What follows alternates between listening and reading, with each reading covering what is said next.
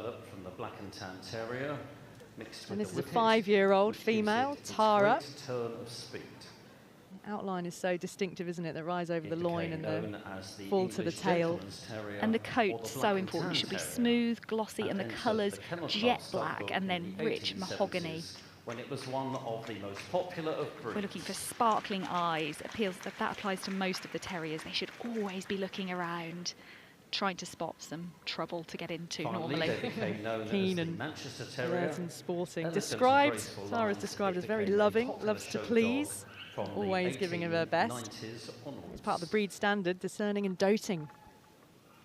On the move, we're looking for straight, free, balanced movement with the tail carried just there below the level of the back. Manchester Terrier, number 10154. This breed was best in show in 2005. The Norfolk Terrier used to be known as the Norwich Terrier, which we'll see in a moment. This one with the folded ears, the drop ears, rather than being a variety of Norwich Terrier. Breeders campaigned to have it recognised as a breed of its own, and it was recognised as a Norfolk Terrier in 1964. Especially on arable farms. This one, pet name Boozy, which I hope isn't a habit, but a dog, 3 years old, from Nottinghamshire. They should be alert and fearless, these dogs. They're small, low, they don't know they're small, full of personality. Yeah, they're the smallest of the terrier breeds, aren't they? But the character, you're absolutely right, is so big and should still be a dog of substance. We're looking for well-sprung ribs, plenty of lung room, strong neck, compact, short body, and the tail carried up and over the back, as we can see here.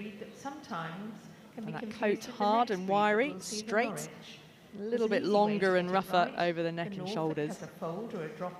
And as it moves towards us, we should be able to see a little bit of eyebrow and whisker hair there. Known to be great family dogs, boisterous and full of typical terrier, sometimes naughty, attitude. That's our best of breed Norfolk Terrier, number 10196.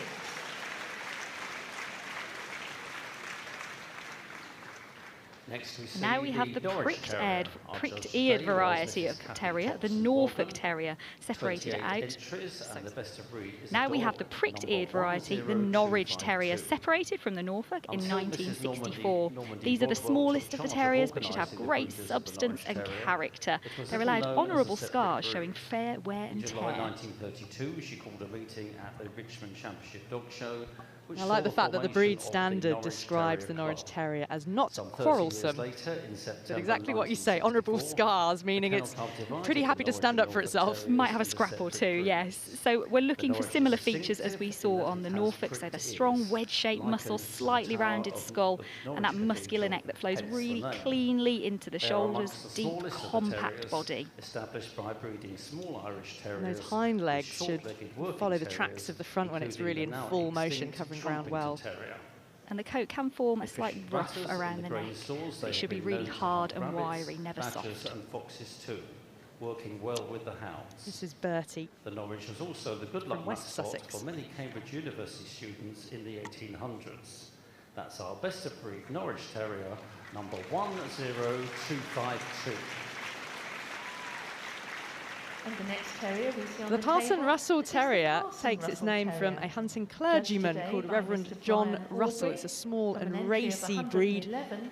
And Best John of Russell breed regarded is as the this dog founder of the number breed after he bought a 10319. white-bodied terrier The with Parson head and Russell tail markings Terrier back in takes its name from the 1819. Reverend John Russell, a And this dog hunting was called clergyman Trump, beside a who whole inherited legacy of his sporting interest in terriers. hunting and terriers from his father. Seeing in the ring here, Scott is a dog, 23 months old, and this is his biggest win to date. He's here from Sweden to compete.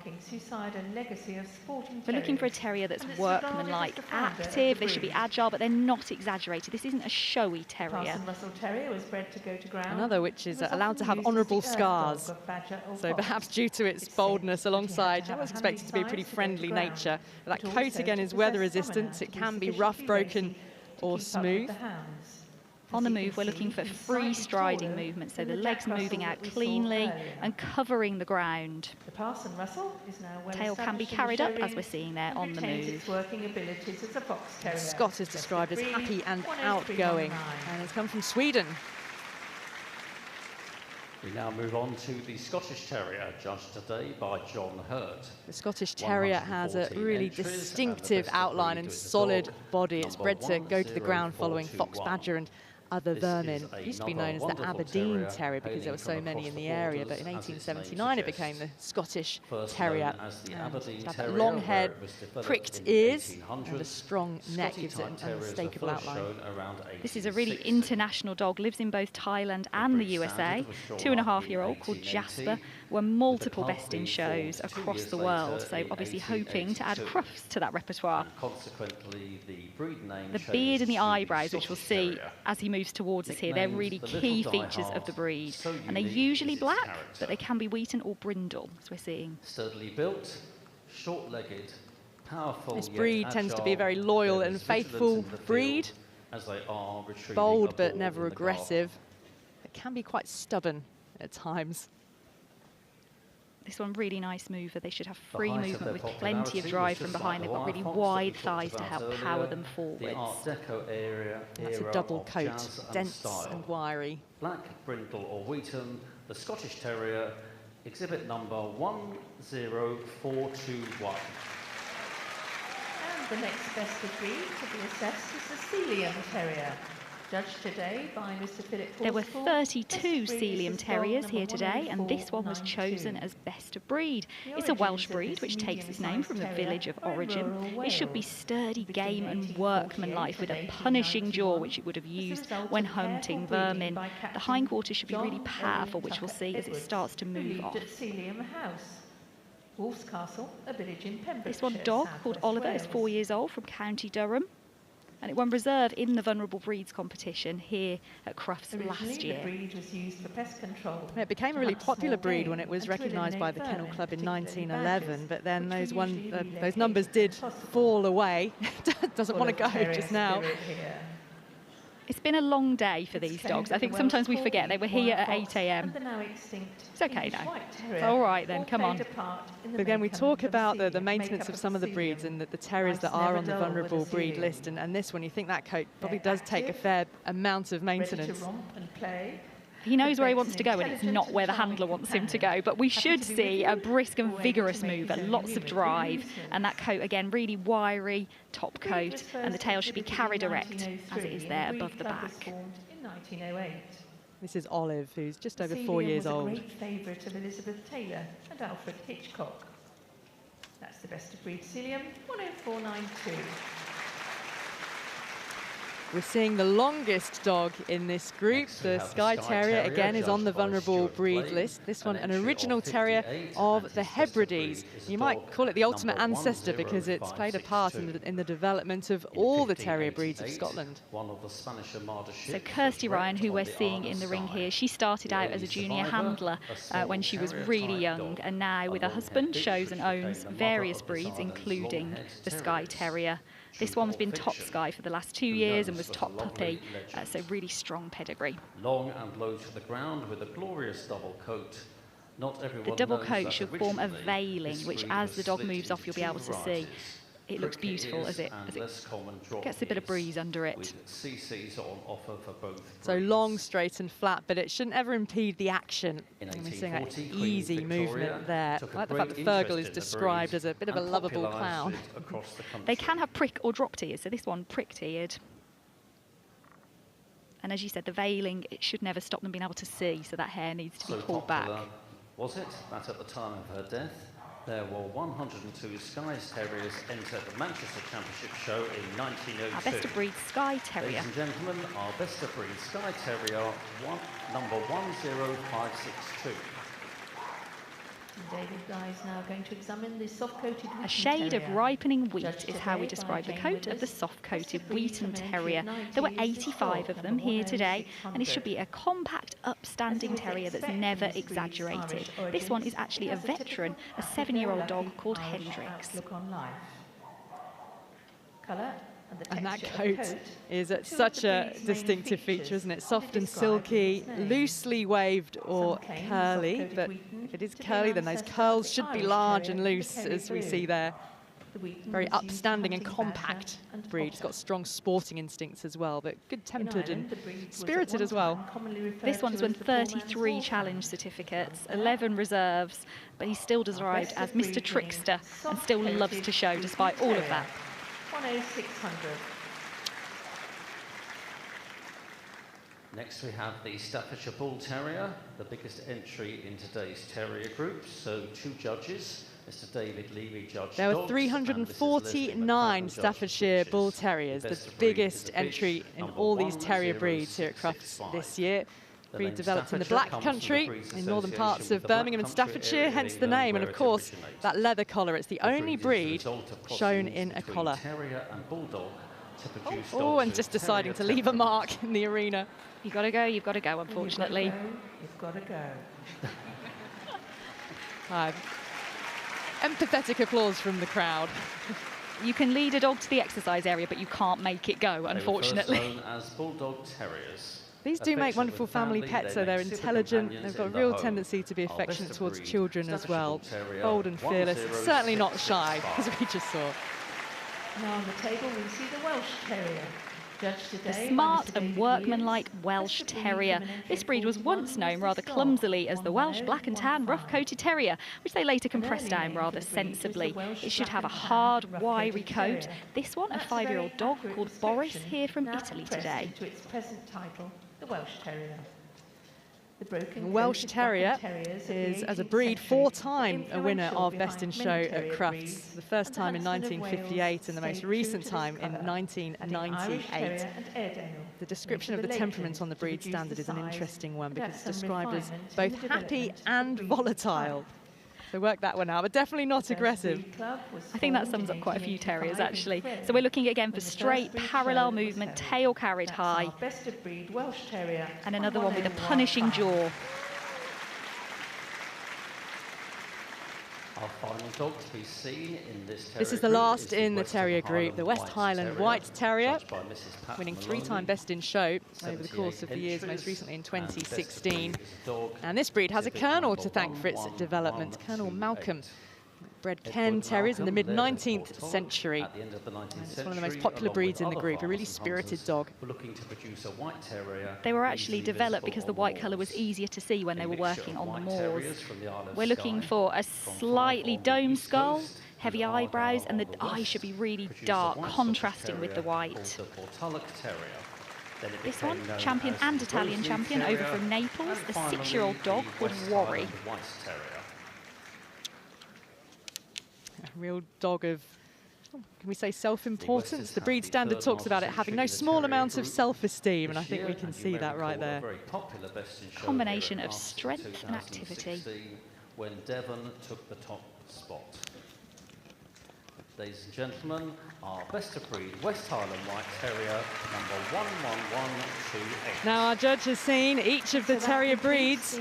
Which one will be going through to Best in Show? Here in the group ring on the 3rd day of Crufts 2023. And whilst our judge, David Guy, takes a final look at the group in its entirety, so David, our judge, the experienced all-rounder, previously judged the Breeders' Competition and the Vulnerable Breeds Finals here at Crufts. Just taking one quick look. 2,202 terriers entered today across the 27 breeds.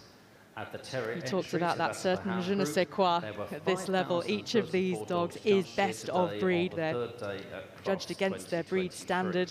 Making today over a quarter Staffordshire there shown with the head facing the judge. So where's he going to go? So our judge is first dog to be shortlisted. Where's he pointing?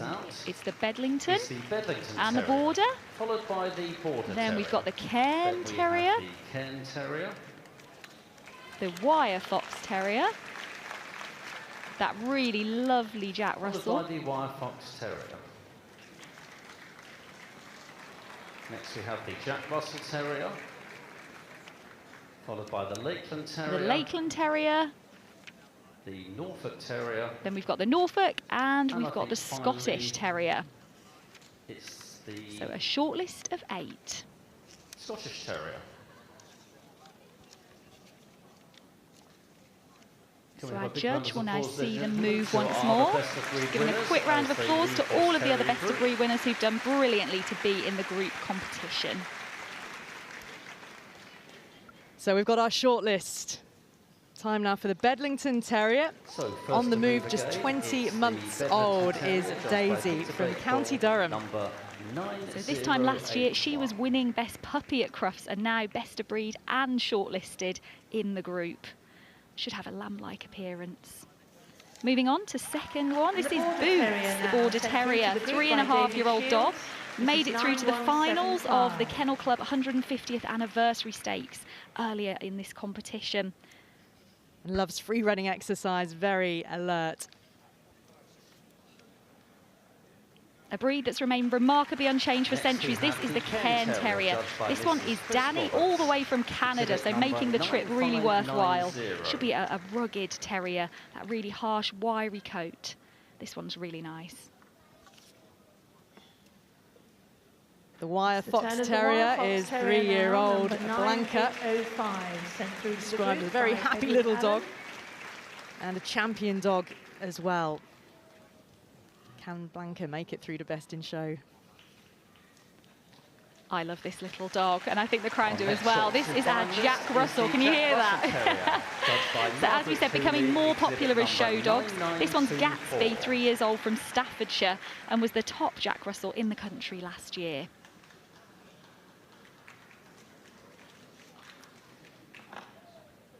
The next to move is the Lakeland Lakeland Terrier. This is Mac, 10129, 3 years old, described as a very outgoing and happy dog. A champion dog to boot as well. Judge looking for parallel movement, the tail carriage. Really alert little dog. Now we have the Norfolk Terrier. This is Boozy, 3-year-old dog. Has won 21 challenge certificates, lots of group placings, so no stranger to this level of competition. Should be really compact dog. Lots of substance for its size. And our final dog to be moved in this lineup this evening is the Scottish Terrier. Let's see our Scottish Terrier move. Jasper, 2.5 years old. Is a wonderful house pet, but loves to show as well, and a multiple winner as well. Another champion dog. Another one who lives in 2 countries, so Thailand and the USA. Very multinational representation we have here. So the 4th of this year's groups. We will have 4 places awarded. But of course, the winner will go through to Best in Show on Sunday to join the winner of the gun dog group, the working group. And it's the Wire Fox Terrier. Number 9805. This is Blanca, 3-year-old female from Croatia. Second place, we have the Border Terrier. That's Boots, 3.5 years old. My favourite in third, and the crowd, I think, the Jack Russell Terrier. And then finally, in fourth, we have the Bedlington. Well, that's Daisy, just 20 months old, taking 4th place. But our winner joining Orca the Lagotto, Archie the Doberman, Blondie the Old English Sheepdog, it's the Wire Fox Terrier. This is Blanca. These handlers are absolutely delighted. Well, we'll be able to hear from our handler in a moment. Right Honourable Sir Lindsay Hall to step forward. Blanca has travelled from Croatia. To present the awards to the winner. Describes her as a happy little princess on the sheets here. Also a huge round of applause. Even happier now, I should hope. Guy. And we hand you back down to the floor for the winner's interview with Marina. Completely unfazed, isn't she? Taking it all in stride. Much, King. So it gives me a great pleasure to speak to this terrier group. Let's have a listen in to the reaction. Looks really cool, calm and collected. Hello there, tell me your name, tell me about your dog and where are you from? My name is Juraj and I'm from Croatia. The dog is bred and owned in Germany. Oh, fantastic. So there's a lot of international connections there. Yes. And tell us, is this your first visit to Crufts? How have you come about here? Have you shown this one abroad? Yes, she was in America last year. She won the breed at the National. And we are every year here at Crufts for the last 15 years. And so your first group win at Crufts? Yes, last year I was second with a Lakey in the group. Oh, I see, right. So just tell me about the showmanship of this one. I mean, like I say, you look like it looks really easy. Is it really that easy to show this one? With her, yes. Come on, give me more. No, she's really nice girl that is giving me everything what I need for for showing her, and we are very happy. Well, you are the 4th group winner at Crufts, the Terrier group winner. Ladies and gentlemen, put your hands together for the Wire Fox Terrier on their lap of honour. Well, a popular win, and the Wire Fox Terrier, Blanca, she goes through to Best in Show on Sunday. She joins Orca, the Lagotto Romagnolo, joins Archie, the Doberman, Delia, the Old English Sheepdog. And we've still got the Hound group judging to come as well tonight.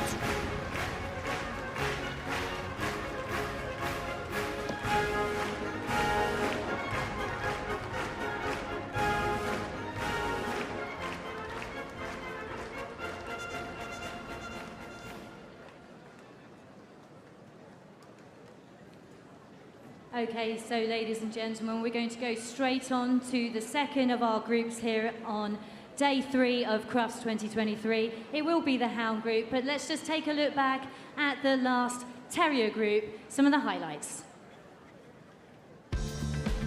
Turn your magical when you see it say everything you want to dream away. Under this pressure, under this weight, we are diamonds taking shape. We are diamonds taking shape.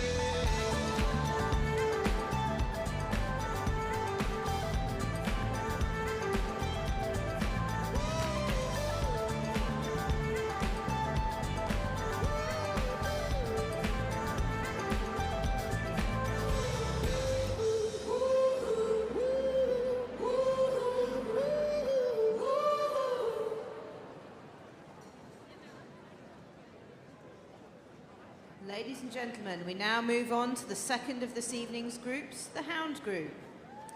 Our judge for this evening purchased his first beagle with his wife as a family pet in 1971. A couple of years later... Welcome to group judging for the Hound group, the last group judging of this evening, and these are breeds originally bred for hunting, either by smell or by sight. So we'll have the scent hounds and the sight hounds. Frank, we're going to see lots of different body shapes coming into the Absolutely, arena. the long, the short and the tall, exactly. The sight hounds are usually the galloping hounds with longer legs, the scent hounds lower to the ground. But it'll be a very spectacular group, I think. We're welcoming our judge into the arena. Mike Capel will be in charge of deciding which of the Hound group will go through to Best in Show.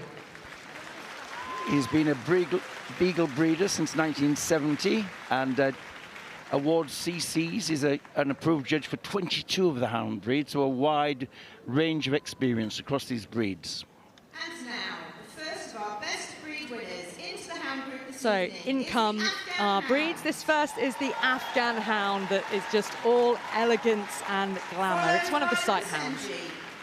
And here is the Basenji, the hunting hound of the Congo region of Africa. The Basset Fauve de Bretagne is a scent hound developed in Brittany. The largest of the Basset family, the Grand Basset Griffon Vendienne. And we've got the petite version coming in behind. From a smaller mould, yes. The Basset Hound. And perhaps the best known of the Basset family, the Basset Hound, getting his nose down there, real scenting hound. The Bavarian Mountain Hound. This one is a real agile and athletic hound, the Bavarian Mountain Hound. First time they've had classes at Crufts this year. Our best of breed Beagle. Ah, the lovely Beagle. This tricolour hound. Aha! Very distinct and famous scent hound on the vulnerable breed list, though. Dwindling in numbers. Here we have our best of breed Borzoi. Now the elegance and glamour of the Borzoi, the Russian wolfhound. Following in, the Chineko Deletna. The Chineko Deletna was a rabbit hunter. Of course, near Mount Etna, hence the name. The first of our Dachshunds is the long-haired Dachshund. The first of the Dachshund family, the standard long-haired Dachshund.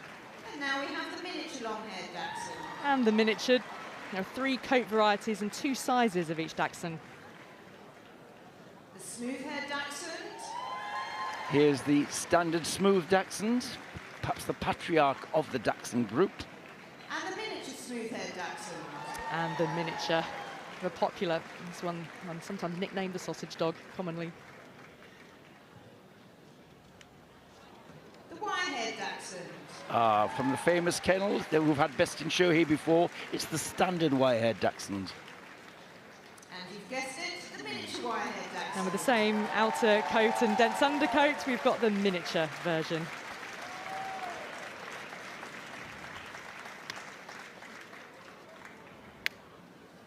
Slight change of size now, we have the Deerhound. To another Sighthound, the long-legged, elegant, light-footed Deerhound. Followed by the Finnish Spitz. Well, this is the national dog of Finland, the Finnish Spitz. And perhaps the noisiest worker in the hound group. And now, ladies and gentlemen, we have the Foxhound. Here's the Foxhound, small entry, rarely shown in the show ring in this country. And our best of breed, Greyhound. The Greyhound, another that's on the vulnerable breeds list. Best in show winners 3 times for Greyhound. Here's the Hamilton Stavare, the Swedish Foxhound. And the Harrier. The Harrier, there's only about 300 of these left in the world. Our best of breed, Ibethan Hound. Here's the Ibethan Hound coming in, this long-legged, hovering gait of the Ibethan. Followed by the Irish Wolfhound. Oh, ever impressive, the biggest of all the dog breeds, the Irish Wolfhound. Now we have the Norwegian Elkhound. The national dog of Norway, the Elkhound.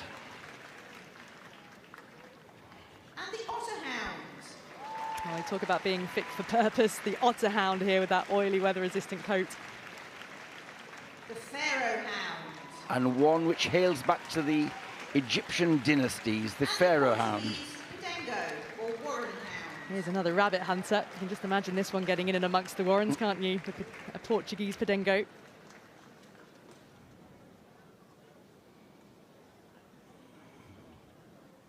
And waiting in the wings, the lithe athleticism of the Rhodesian Ridgeback. 251 of them at Crufts this year. And the Saluki. The Saluki has such a striking appearance, that feathering. Now we have the Slugie. And quite similar, but very different also, the Slugie, the Sighthound of North Africa. Our best of breed, Whippets. An extraordinary number of Whippets at Crufts this year, 400 of them entered. Representing the AV imported breeds for the hounds is the Azawak. Now here's the exotic Azawak, another breed from Africa. Ladies and gentlemen, that's all of our hound best of breeds into the ring. I'll hand over now to Kim Silito-Bean and Stuart McCabe-Bell to take you through the rest of the judging. So all of our hounds safely into the arena. And interesting noting that those sight hounds, you're saying, Frank, stand taller because they need to have sight over long distance, don't they? And yet those who are shorter legs and close to the ground, those generally the scent hounds.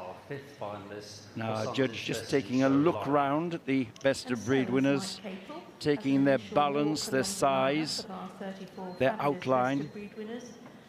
Often the first sign of good breed type that they've got the right proportions for the breed. And these are all, of course, best of their breed. So what will the judge be looking for once we get to the individual judging stage? Well, he'll be looking for breed type. He'll be remembering all the details of each breed standard and finding out which dog is closest to its breed standard. We have sight hounds, dogs that hunt by sight, then racing off to run down their target through speed, endurance and persistence. Again, lots of different body shapes in this hound group, all variety. We've seen that it's variety of size, no less, as well, seeing the Irish Wolfhound come into the arena. And a picture of concentration there for Mr. Capel. To hunt and run down their quarry. Then we have the Dachshund subgroup. Now, as our judge, Mike Capel. So now a chance for the judge, Mike Capel, to study each breed individually. Judged today by Sarah Hatchell, an entry of 100. And here's the Sighthound of Afghanistan, and undoubtedly the most glamorous of the hound group. with its well-groomed coat, adding to its natural elegance. The Afghan has a naturally aloof expression. Now we see the judge going over the dog, feeling its shoulders, feeling its rib cage, feeling the hind angulation, the sharp haunch bones, a feature of the breed, and that ringed tail, another breed feature. Gazelle and smaller game like the hare and the fox. And that coat is meant to develop naturally, isn't it, Frank? If there's any evidence of clipping or scissoring, that would be penalised. Yes, they naturally develop this bare saddle across the back. Again, this should be light and elegant. The standard says style of a high order, and this dog going light, a slight lift to its movement, carrying that little ring tail over its back. This dog was a big winner in Australia before it came here, and one of the top Afghans in the breed last year. And this one is 5 years old. This is Alfie. Really do apply to this striking hound. Our best of breed winning Afghan hound number 11227. Now on the table for Mike Capel is the best of breed winning Basenji. Well, this is the dog which has no bark. It makes a yodeling sound instead, although probably we won't hear that in the ring today. But the first Basenjis came to England from the African Congo in 1936, where they'd been used as an all-purpose hunting dog, so using both scent and sight. But in more recent times, Said that they resemble a gazelle. This short leggy and short-backed and very elegant. Some interesting historical facts about this breed. The first and that tail is distinctive, isn't it? The curl. Little donut curl, yes. They've got smooth, pliant skin. When they were hunting, they sometimes have bells attached to their collar, and they sight game by jumping up and down vertically to look over the savanna grasslands to see where the game is. And they're very clean dogs as well. They've been described as clean as a cat. That coat is short and sleek and very fine. There's still something quite primitive about the Basenji. Great climbers that can escape from anything. That swinging stride, very typical of the Basenji. And this one just 15 months old. And has come all the way from Poland to win today. Number 11323. And there, the Basset Fauve. Fauve means fawn, and that's the only colour in which this Basset variety comes. It was developed in Brittany as a scent hound, often hunting in pairs, a brace of hounds working together. Their quarry was hare, rabbit and fox. It is one of the smallest of the French hounds. It's thought it's a descendant of the longer-legged Griffon Fauve de Bretagne, which hunted wolves. But then, when the wolves died out, this breed was developed to hunt smaller game.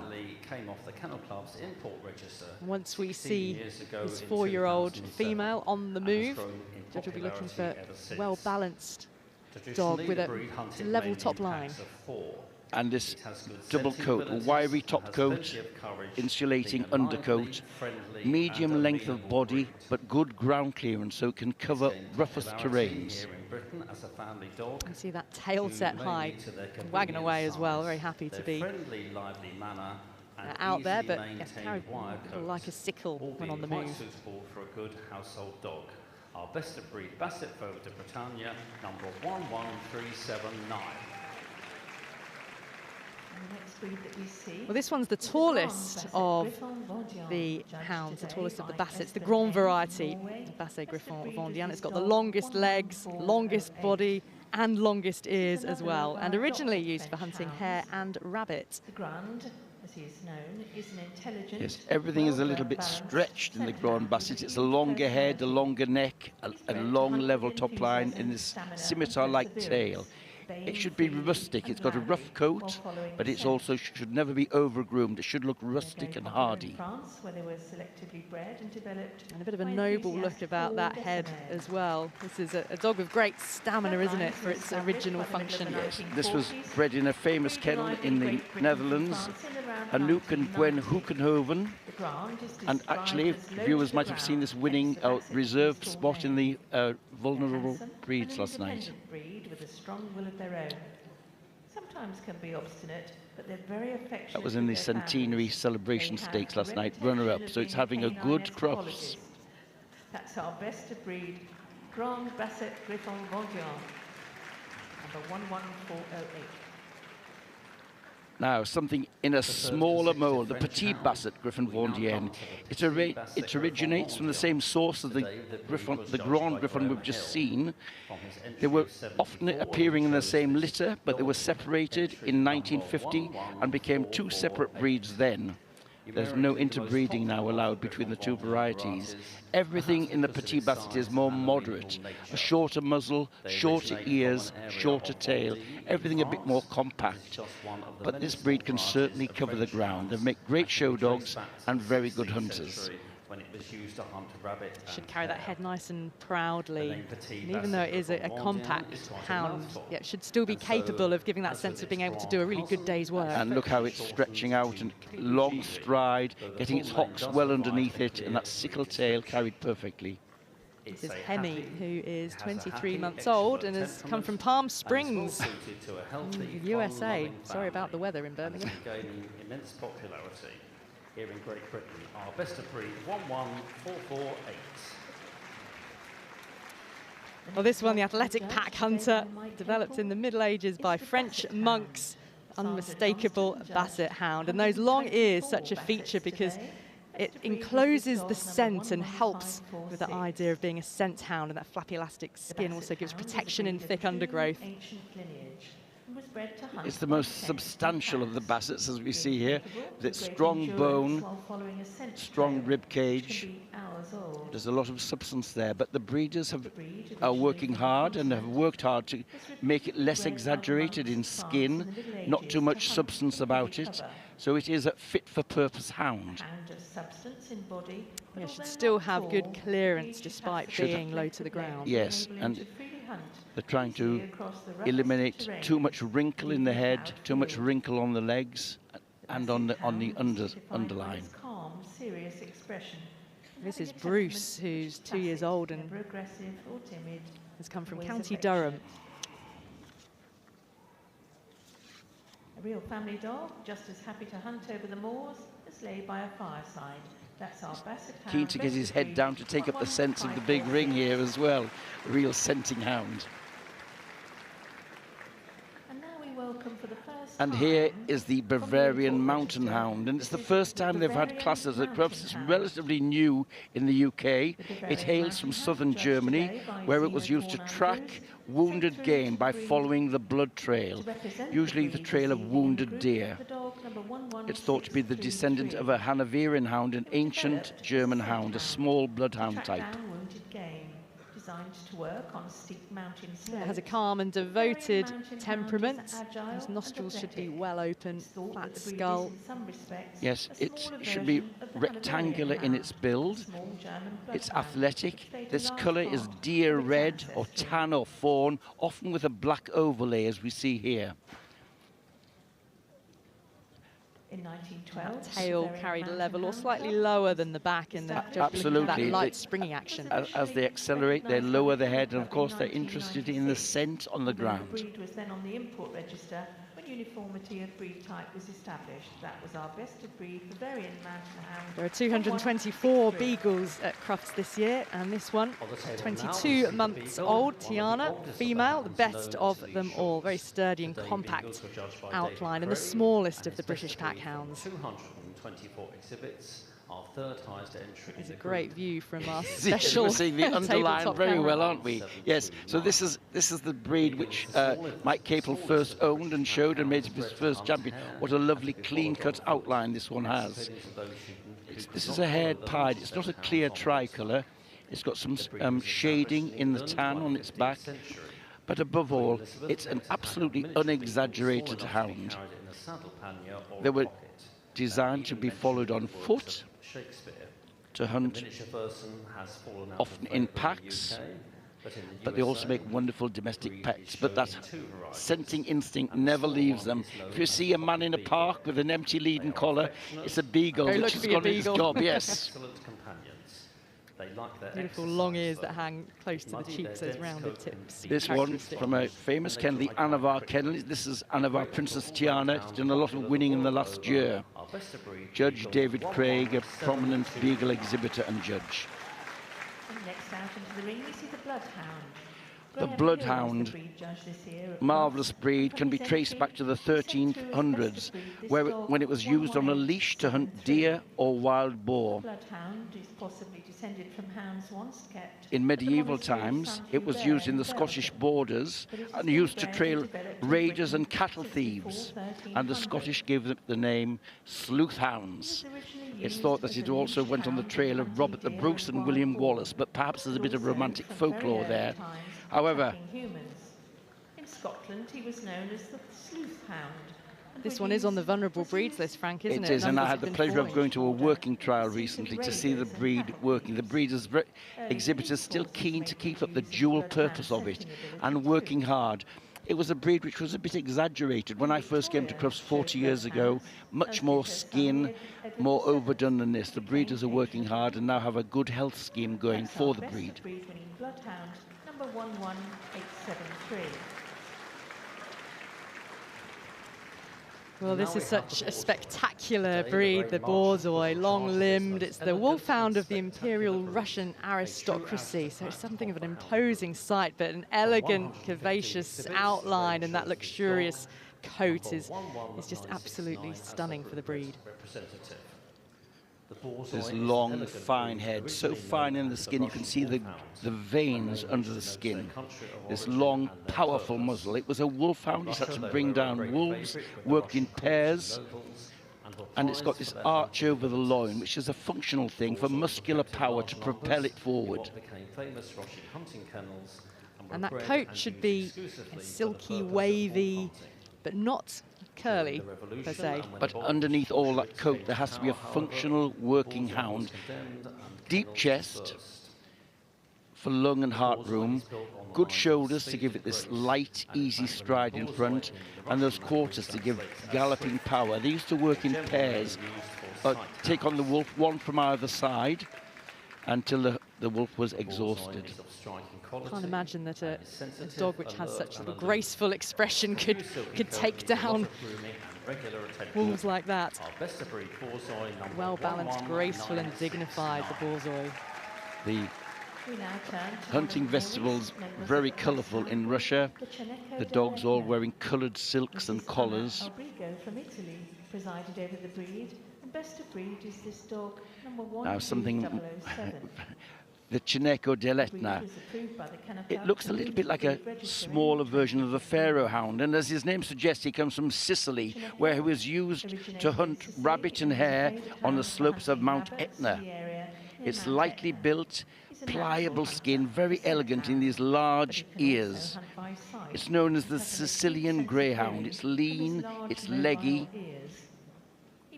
and very light on the move, very alert, and this long extended trot.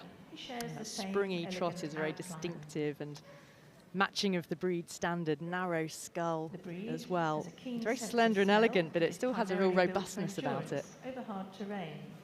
It's the smallest of the This one 4 years old, it's Rafa from Essex. The Pharaoh hound and the Abethan that we'll see shortly in this spectacular Coat really hound sleek, short on the head, ears and legs. Please show your appreciation for the Cineco dell'Etna, best of breed 12007.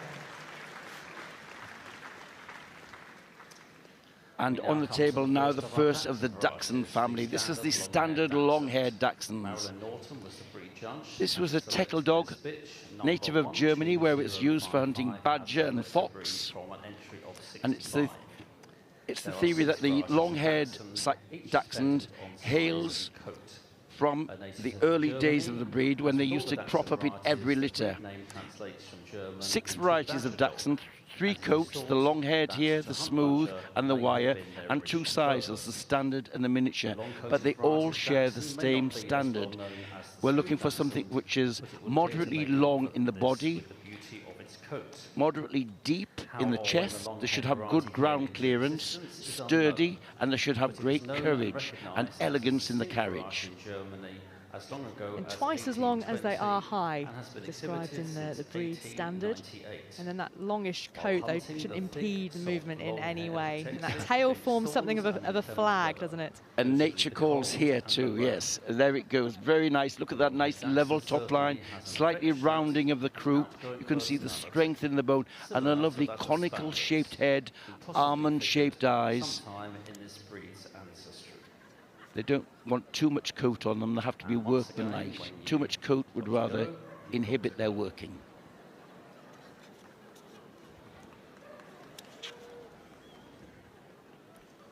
Oh, just making everybody wait. There's personality for you. Unfazed by the big ring atmosphere, obviously. When you've got to go. We'll have another turnaround now.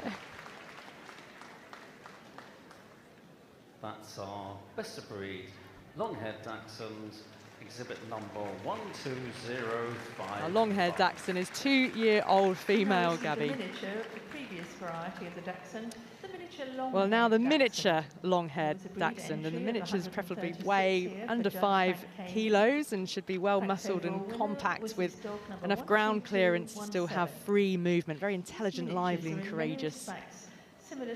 One of the great challenges is to get Dachshund type in a scaled down size, the miniature.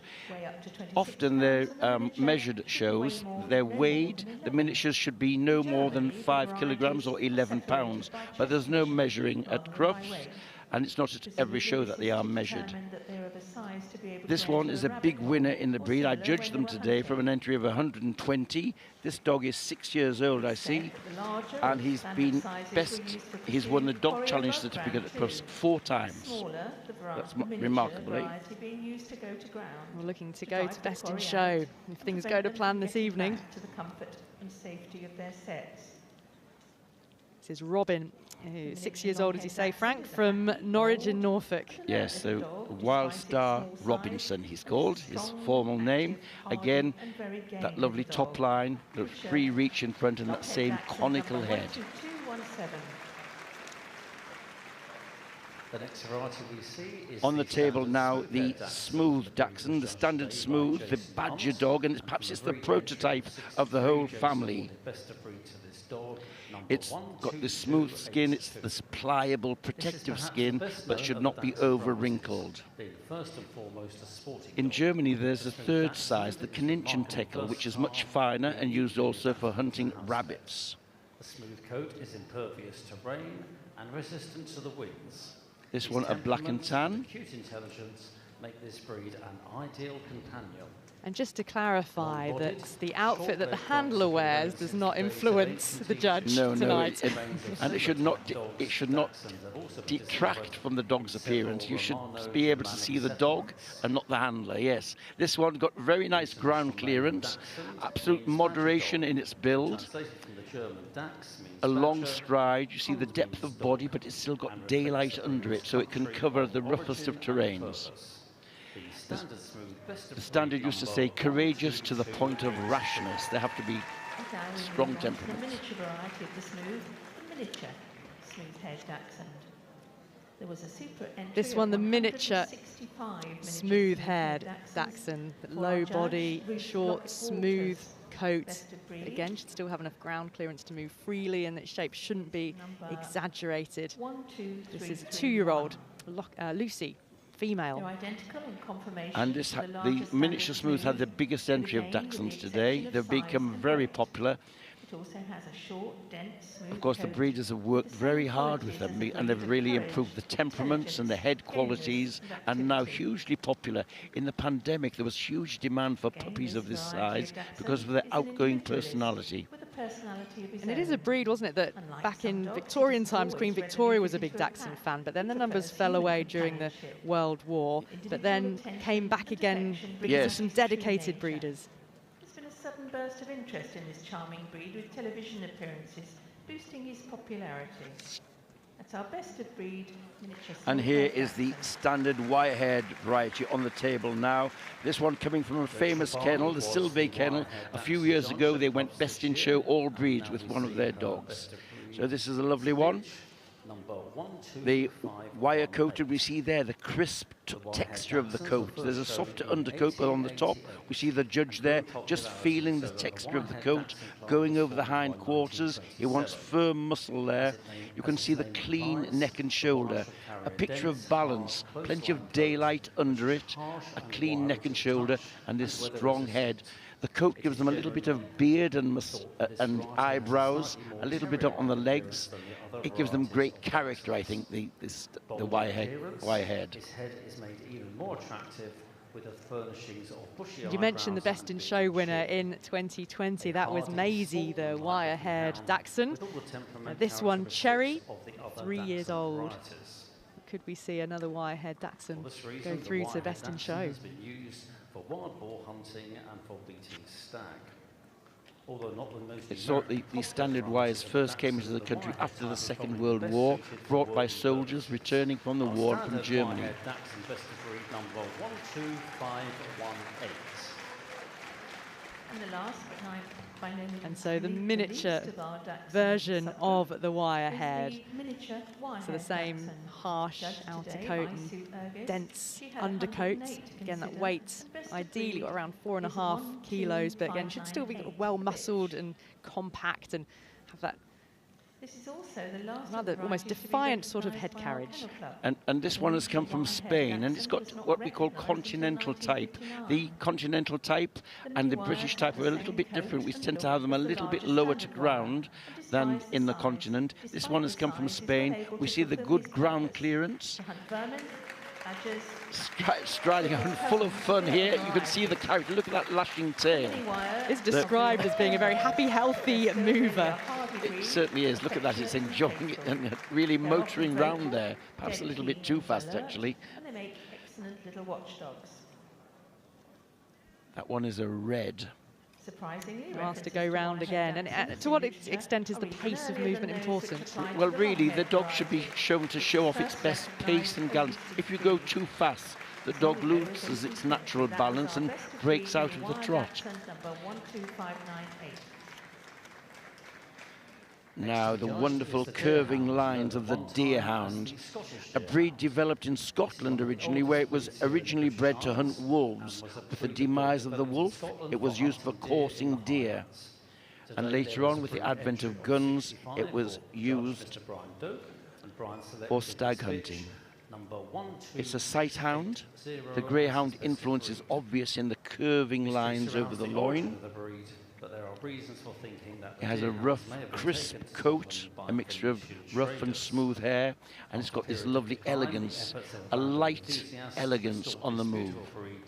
And there cannot be more greater contrast than following on from the miniature Dachshund that we just saw. Deerhound is still elegant lines in that size, the long head, characteristic as well. And you know, although they have this natural instinct for hunting, they are the most gentle of breeds to live with. Wonderful. And this far-seeing gaze, quite dreamy. They're a lovely, lovely breed. This one is 5 years old, Pearl from Leicestershire. And described as having a lovely, gentle personality. Lives with 6 other deerhounds. Best of breed deerhound number 12680. Light and accurate on the move, coming towards us with parallel movement. Judged today by Mark Kokoza. Best of breed is this dog. This is the national dog of Finland, and a real feature of the Finnish Spitz is its wedge-shaped head, compact body. It was originally bred to hunt elk and bear, and they'd bark to signal when they'd found something. And nowadays that bark is most useful to signal that a game bird has been found up in the trees, helping the hunters when they're in thick forest. Now, this iridescent red coat, it's a sort of glowing red coat, a standoff harsh coat. There's little neat pricked ears. It is now known as the barking bird dog, and when it sights game, it barks to attract the hunters. The bird's in the tree, the hunters come, so hence the barking bird dog. It's got this Spitz quality of the tail over the back and this brisk stride. This independent, almost cat-like canine. Tail's quite elaborate, isn't it? The way it arches, and that tip should extend almost to the middle part of the thigh. There's still something quite primitive about the Finnish Spitz. Wonderful. And now now we see the Foxhound, judged today by Frank Kane. Best of breed is this dog, number 12757. Now, the Foxhound, dating back to the 17th century, when fox hunting began, replacing stag hunting as the deer population declined. This one, a tricolour, they usually work in packs. They're not often seen in the show ring because they were pack hounds. Now, a few of them coming into the show ring. This one is a pack coming from pack hound blood. With an average of 50 pairs of hounds. It should be essentially an unexaggerated hunting hound, strongly boned, should be clean shoulders to give it long stride, economical stride, this level back in the tail, set high and carried like a scimitar. And this one is 8 years old, from Cheshire.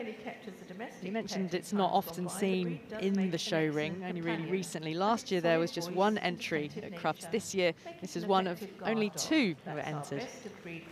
And this dog has won at Crufts 7 times. He's not had a lot of competition, but he's kept his quality over the years. We now move on to the Greyhound, a breed mentioned in the forest laws made by Familiar sight of the Greyhound. This one, Brindle Greyhound. Greyhound is on the vulnerable breeds list. Less than 300 puppies registered in the last year. But those you see in the show ring are larger and heavier than those you might see on the racing tracks. And these are very ancient sight hounds.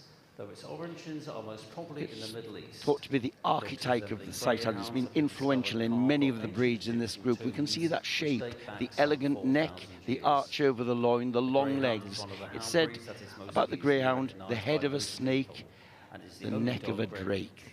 Gives this clean, long neck and long head.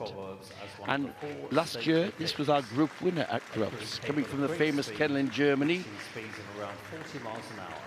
The Greyhound is a dog. Yes, Aya is now 5.5 years old, so looking to see if she can do the double. Not only winning a hound group here, but look at that lovely long stride, getting a hox underneath her. Everything about the Greyhound is about symmetry, a mixture of muscular power and elegance. And now we see the Hamilton Stervara. The Hamilton Stervara, the Swedish foxhound now, is striking tricolour markings. Absolutely functional. At one time it was almost extinct in its native Sweden, and Count Hamilton, who developed the breed, had to go out and find some more examples in the valleys to keep the breed going. He later founded the Swedish Kennel Club, and this is his breed, the Hamilton Stervara, the Hamilton Hound. The ancestry includes the English foxhound and a German breed known as the Hanover Hound. Now, the interesting thing about this is that most hounds with a long tail carry them like a scimitar. One of the requirements of the Hamilton is that they don't raise the tail above the level of the back, as we see here. And when they find their quarry, they bay in a typical hound-like fashion. This is 4.5-year-old Larson, who's from Cumbria, described as very fun-loving and full of character.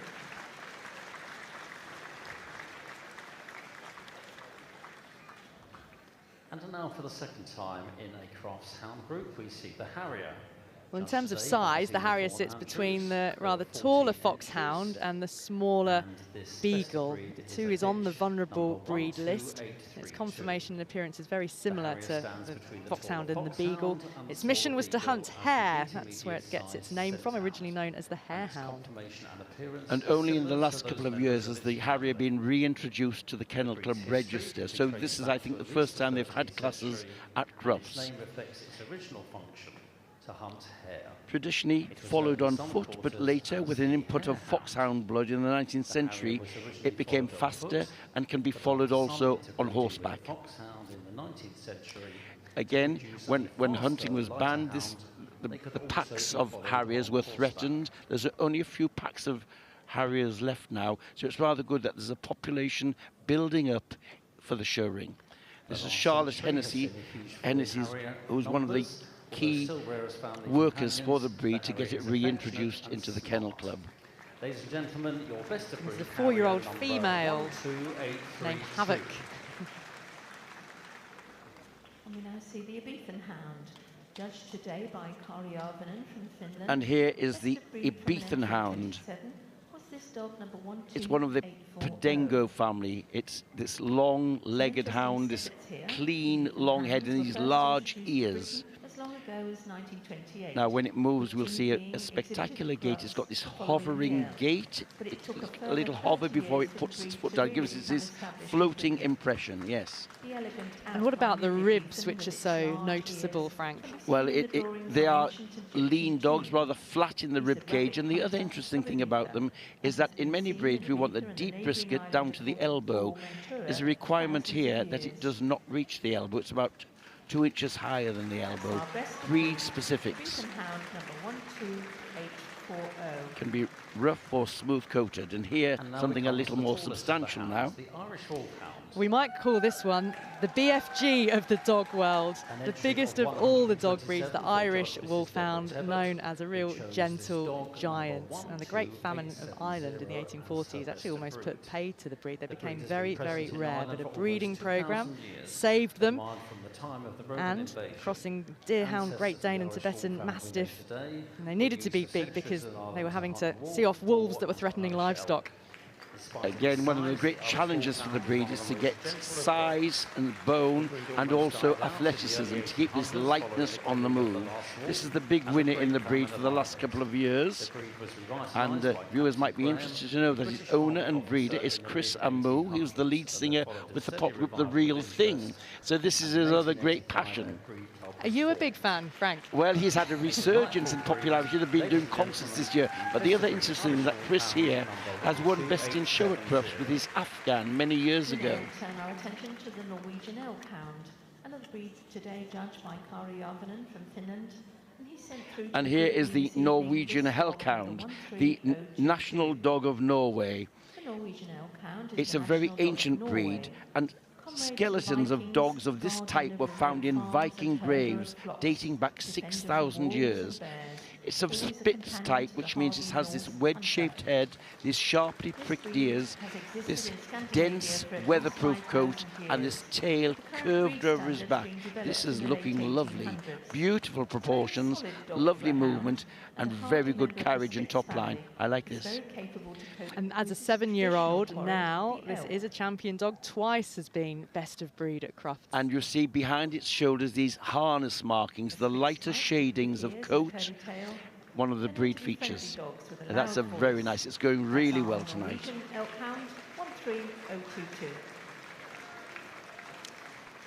We always talk about dogs being fit for their original function. The otter hound, as the name suggests, used to hunt otter. So it's got this wonderful double coat and oily feel to it, weather resistant, and webbed feet as well to help it move through the water.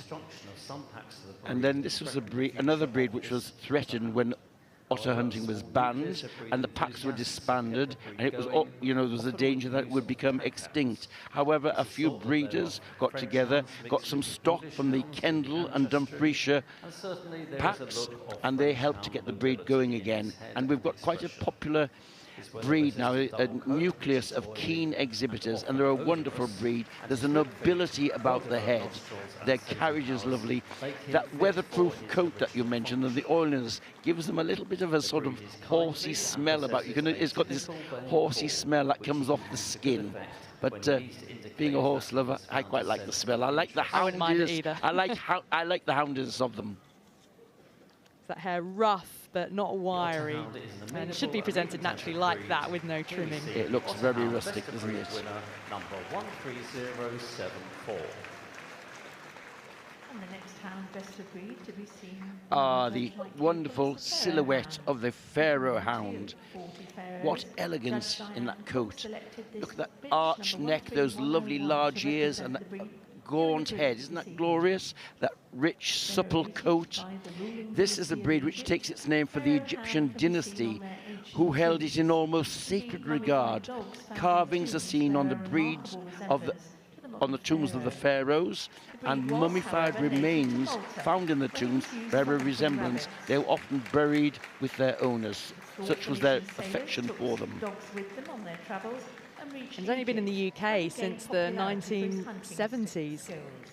It's a sight and a scent hound, this one. It is real feature, aren't they? But that wonderful outline. It's thought that it was really originated in Malta and taken to Egypt by Phoenician traders. The Phoenician traders took the many breeds around Europe and were responsible for spreading them, yes. Next we see the Portuguese Podengo, first shown here across. This one, another rabbit hunter, also known as the Warren Hound. You can see it standing low there on the tabletop. It was a rabbit chaser, so getting right in amongst the warrens. It's now mostly a family dog. It can be smooth or wire haired. This one, a small variety. And 3 sizes. This is the smallest of them. As you say, hugely popular in Portugal, but it's also of the same family of the Ibethan sound, which is the Podenco Ibichenko. It's of the same family, the rabbit hunters, but this one, compact, medium length of leg. It has to have great ground clearance. It's athletic and flexible, great characters, but should also be capable of bringing home the supper. And this one hasn't come as far as Portugal, lives in East Sussex, 6-year-old Ore. Ladies and gentlemen, that's our best of breed Portuguese Podengo, number 13146. And now the Rhodesian Ridgeback. Supple, lithe and athletic. It was bred in South Africa, now Zimbabwe, to track game. Taken to Rhodesia with the early settlers, and it was developed specifically for tracking lion, holding the lions at bay until the guns came to dispatch it. So great courage was demanded. It takes its name, Ridgeback, from a ridge of hair running in the reverse direction along its spine. And it was canine culture that the hunters thought that a good ridge denoted courage in the hunting field. They need a lot of courage taking on the lions that they were originally bred to hunt. But the breed standard talks about it being a handsome dog, and you have to say, you can see it there, strong and muscular as well. And striding out beautifully here. 13158. The Saluki has such a striking appearance, doesn't it? Characteristic feathering, very elegant and light-footed. Hails from the Middle East originally and prized by the Bedouins as much as they prize their Arab horses. It would be used to hunt hare, fox and gazelle. And the name comes from the ancient Arabian city of Saluk. Longer than any other breed of dog. Today, Saluki closely resembles dogs depicted. One of the most elegant of the hounds, and light, floating action. It was prized by the Bedouins along with their Arabian horses, often carried in the saddle of the horses, and when game was sighted, they put it down and off it went to hunt. It was often used to work with the hunter with falcons. Should have a dignified expression. And look at that lovely light lifting action and the elegance in the head. 13401. Now this is the Slugi. It's a sight hound of North Africa. It's lean, elegant, and there are 2 types, the lighter desert type and those that are slightly heavier for working in the mountains.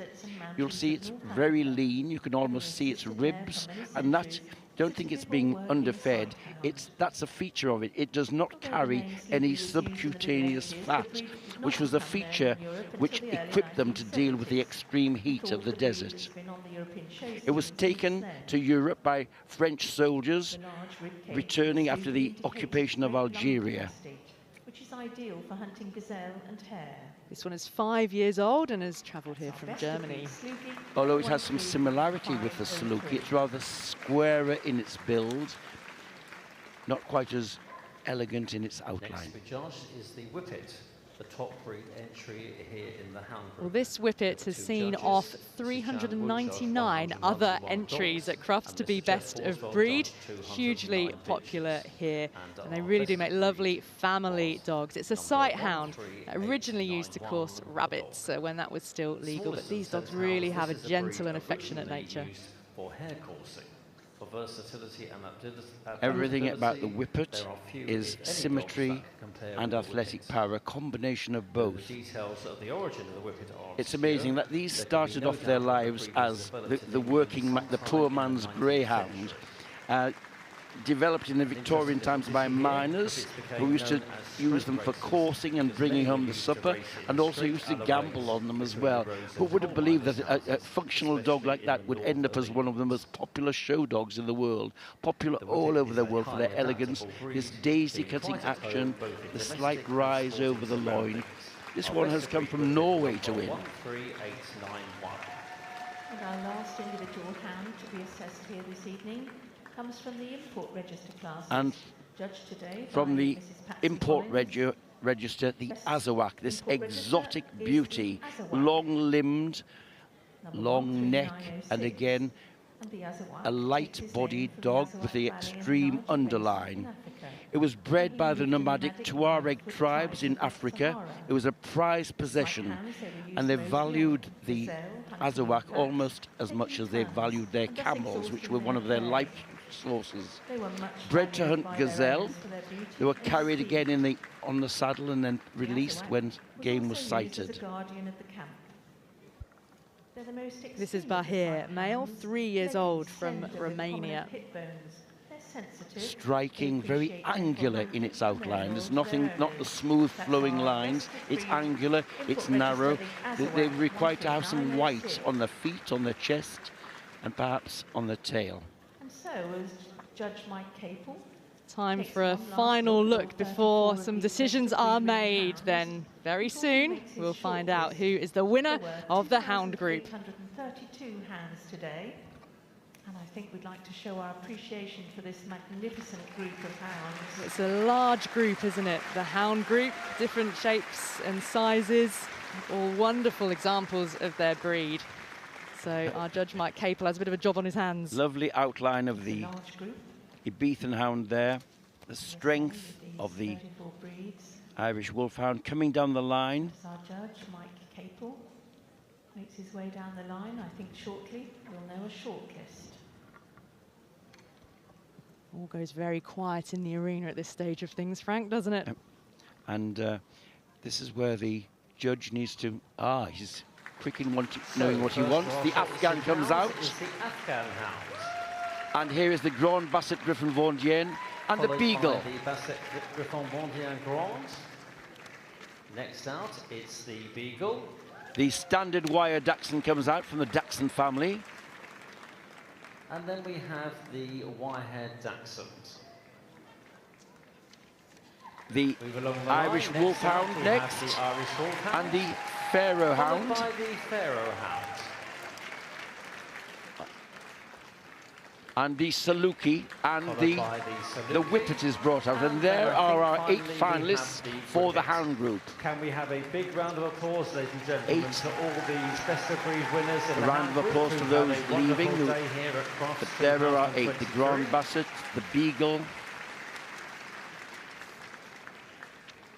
So our judge will... I think they're being sent back now and we'll see them moving. One last chance to see them moving out. 8 Hound finalists to the top of the ring. So a chance for another close look Another chance before we'll start to get our winner. There'll be 4 placed in all. And first to go is the This one then, the 5-year-old Afghan Hound. This is Alfie from the UK, but also links to Australia too. Bred in Australia, came over 2 years ago. This is Claire Millwood. She's been very successful with several of her Afghans. And here's the Grand Basset, Forget Me Not. Well, she's having a good Crufts. Runner-up in the Centenary Stakes. Hoping not to be forgotten.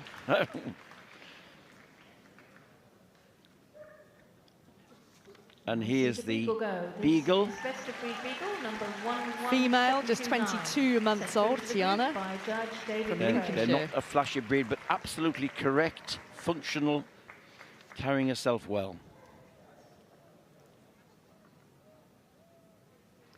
Next to go Their is the wire-haired Dachshund. smart, crisp outline of the wire-haired Dachshund. You can see the texture of that coat, lovely ground clearance and a beautiful top line.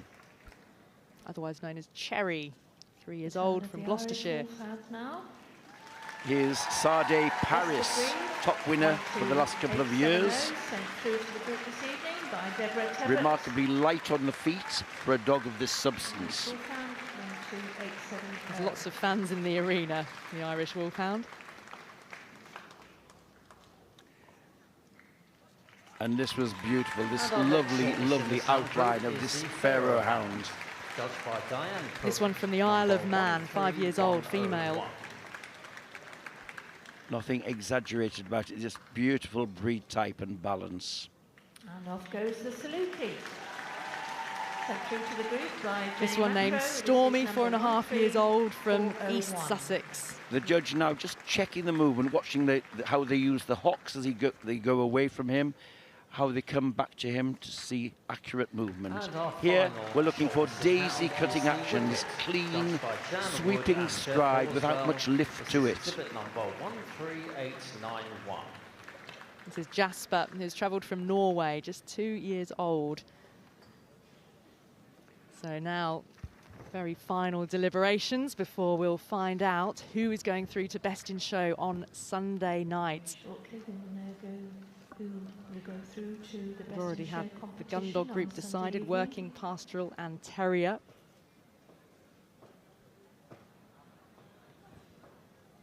Teasing us.